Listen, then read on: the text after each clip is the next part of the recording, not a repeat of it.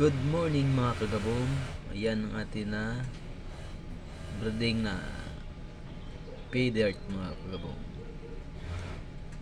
Damboer red tail. Yan ang kanyang male at saka female.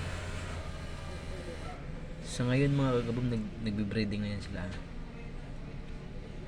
Kaya magantay-antay na tayo mga after few weeks siguro baka or months. Mga anak na rin yan. Napaka ano yun sila makagabong sa tao. Napakailap. Ayan, nagtatago na naman sila. Ito ngayon yung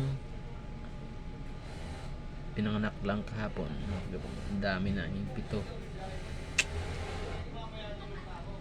Tsaka yun.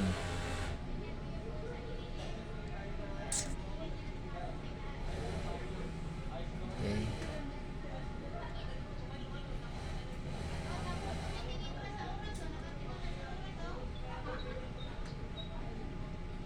Ang kagawang 7 piraso yan. Wala, hindi pa sa mabot ng 1 day, mga alas 9 pa sa alas 10, 1 day na sa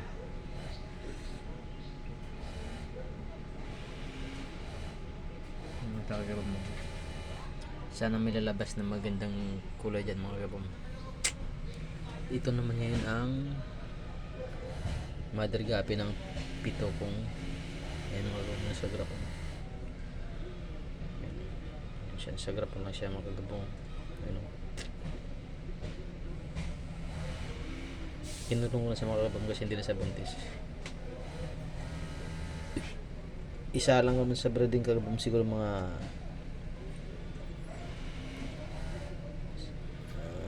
ngayon September ng August, first day ng August mga kagawang, isa lang naman sa uli sa breeding para mga buntis naman sa mga manok. Ito naman yung isang mga kagawang sa labas, buntis yan. Yun ang nanay ni Lucky ng pinakauna natin ng anak. Yan si Lucky mga kagawang yun, oh. Malaki na sa ngayon kagawang na siya, oh. Yun natitira nag-iisa yung pinakauna kong fry na anak dito. Yan mga kagawang, malaki na siya, mag-iisang lapit sa mag-isang buwan. Maganda na natin.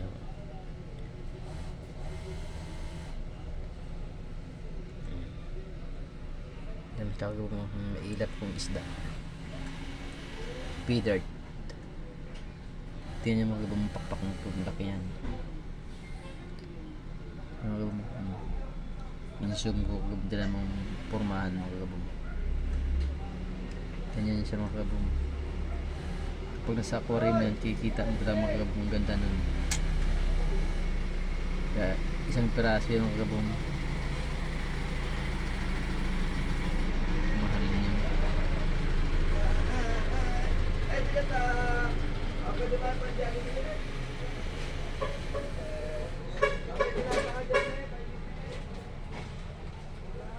Okay. Ito naman kagabong ng ating beta fish. Bibili ako ng mga kabab ng mga bibili ako ng laki isa para mag-breeding ko na rin. Sana pag mag-predict ko mag-success ako.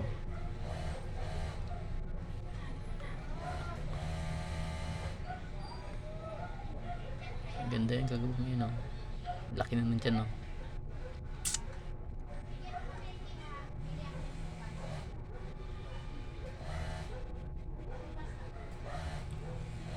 Okay mga kagabong, hanggang dito na lang ang video natin. See you next vlog mga kagabong. God bless to all and bye.